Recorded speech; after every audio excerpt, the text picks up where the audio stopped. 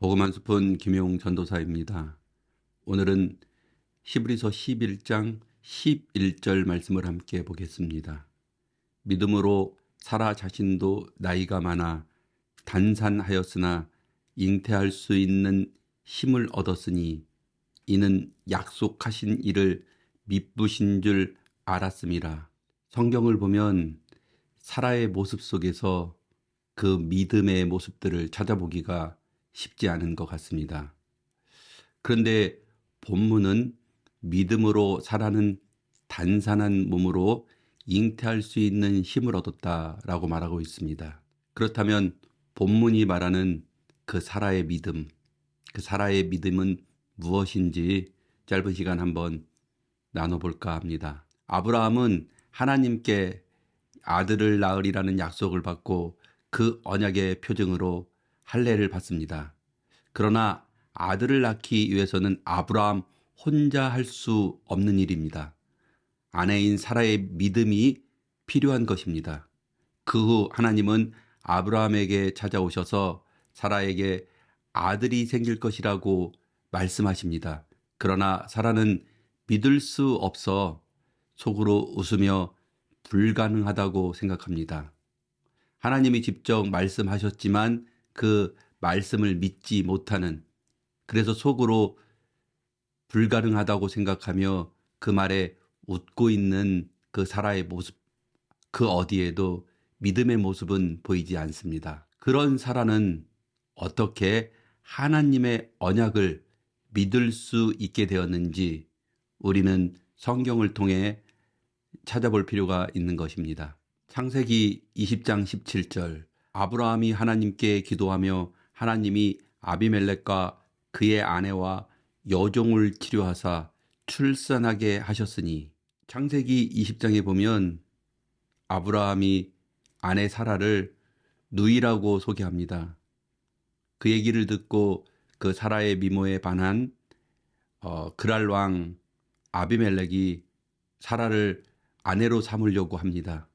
그러자 그 아비멜렉의 모든 집안의 여자들의 태를 하나님께서 막으시고 그 후 아브라함의 기도를 통해 다시 모든 태가 열리는 그런 기적을 보게 됩니다. 사라는 이 일을 통해 하나님은 닫혔던 모든 태를 여시는 그런 분이신 것을 보게 되는 것입니다. 하나님께서 직접 너를 통해 아들을 주겠다고 직접 찾아오셔서 말씀을 하셨는데도 믿지 못하던 그 사라는 이 일을 통해 하나님의 그 능력, 하나님의 언약을 믿기 시작한 것입니다. 사라는 이 일을 통해 하나님은 생과 사를 주장하는 분이심을 알게 된 것입니다. 하나님의 설득, 믿음 없는 사라를 끝까지 포기하지 않고 설득하시는 하나님은 사라의 눈높이에 맞게 사라를 설득하신 것입니다. 11절에 보면 약속하신 이를 미쁘신 줄 알았음이라. 미쁘신 줄. 우리가 잘 쓰지 않는 단어입니다. 이 뜻을 보면 믿을만하다, 신뢰할 만하다라는 뜻이 있습니다. 믿음의 조상 아브라함은 갈 바를 모르고 나아갔습니다. 이 말은 답이 없고 보이지 않는 하나님의 언약을 향해 믿음을 갖고 나간 것입니다. 그러나 모든 사람이 아브라함처럼 그렇게 할 수는 없는 것입니다. 사라의 믿음은 약속하신 하나님이 미쁘신 줄을 알았다라고 말하고 있습니다. 이 말은 무엇입니까? 믿을만하다. 이것은 먼저 하나님이 믿을만한 일들을 보여줬다. 그리고 그 믿을만한 것을 보고 믿을 수 있게 된 것입니다. 어쩌면 사라의 믿음은 우리의 믿음과 더 닮아 있는 것 같습니다. 우리는 보지 않고 무조건 믿는 그런 아브라함의 믿음을 따라가기 너무 힘든 것 같습니다. 그러나 사라의 믿음은 보고 경험하고 알게 되고 하나님께 설득당하고 따라가는 믿음, 다시 말해 우리의 믿음과 닮아 있는 것 같습니다. 하나님께서는 우리에게 언약의 말씀, 하나님의 말씀을 주십니다. 그때 어느 사람은 아브라함처럼 그 언약만 바라보며 믿음으로 갈 바를 모르고 나가는 사람들이 있는 것입니다. 그러나 대개의 사람은 사라처럼 보여주고 만져지어야만 움직이는, 믿을 수 있는, 하나님이 믿으신 줄을, 하나님이 믿을 만한 분이라는 것을 알게 되는 사람이 있는 것입니다. 하나님은 사라의 믿음 없음을 포기하지 않으시고 믿을 만한 일들을 직접 보여주십니다.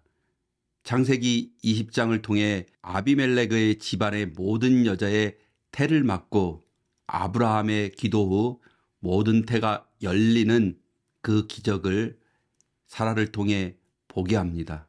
이 일을 통해 사라는 하나님이 믿을 만한 분, 신뢰할 만한 분이라는 것을 알게 된 것입니다. 이 일은 하나님의 사라를 향한 설득이라고 우리는 말하고 있습니다. 그래서 사라의 믿음, 그 사라의 믿음은 하나님의 설득인 것입니다. 우리도 마찬가지입니다. 우리는 우리 스스로의 믿음, 우리는 스스로 믿을 수 있는 실력이 없습니다. 그러나 하나님께서는 그 믿음 없는 우리를 포기하지 아니하시고 계속해서 환경과 우리 주변의 일들을 통해 설득하십니다. 때로는 교회에서 목사님들이 무조건 믿으라고 말합니다. 물론 그럴 때도 필요한 것 같습니다. 그러나 그렇게 무조건 믿는 믿음은 언젠가는 불신이 되게 합니다. 하나님은 그런 우리를 나무라지 아니하시고 우리를 포기하지 아니하시고 끝까지 설득하시는 인자하신 하나님, 선하신 우리 아버지인 것입니다. 정리하겠습니다.